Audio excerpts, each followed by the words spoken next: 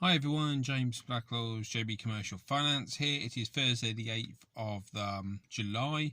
Apologies for doing this in my car. I don't think I've ever done a video in my car before like this, but it's about 5:30 in the morning and I'm out swimming with my children, so I thought it'd be a good chance just to do this video about the final figures on the government loan schemes. And so, excuse me if I look a little bit tired. So the final analysis has come out. I put a post out about this on various social media yesterday, but now just getting around to doing a video for those who don't like to read the posts.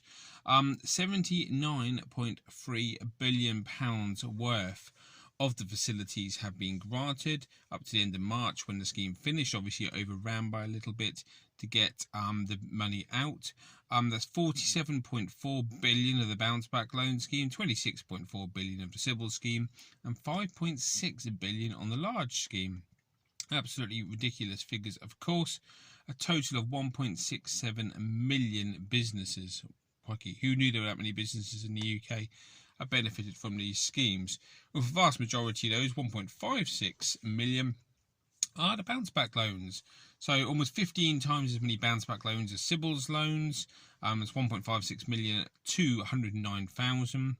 And 753 loans under the large scheme. There's some serious numbers there. 753 loans and 5.56 billion. Some big companies have been borrowing under this scheme. And why wouldn't they? And also in the top-up loan scheme, the bounce back loan, you're aware you can go and top your scheme up. Another 106,000 of those. So around about 1 in 15 people who took out a bounce back loan then went and topped it up as well, which is quite a lot actually, falling just shy of £1 billion.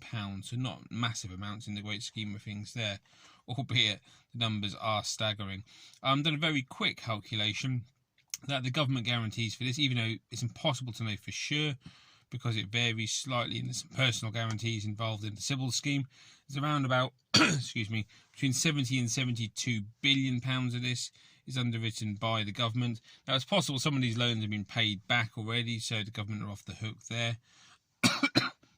But we don't know for sure those figures, and we probably never will. So they're the final figures. There's an awful lot of breakdown on the British Business Bank website, which I'll try and put a link into this video, about sectors and about which sectors have been borrowing money against the proportion of the economy that sector represents. So, basically seeing an illustration of which sectors are borrowed more, relatively speaking. And there's also an awful lot broken down by region, so geographically. In all honesty, having had a quick look through that, it's it's not a massive amount of difference to what you'd expect. Most sectors are relatively even with their proportion of the economy, and the same with the geographic stuff as well. And the figures are a little bit pointless because an awful lot of borrowers haven't specified their economic activity or where they're based. So in all honesty, there's a lot of that information on there, but I don't really think huge relevance to a huge amount of it. But if you want to look, please feel free to do so. Key thing are the amounts involved, and the key thing especially is how much potentially the taxpayer is on the hook for.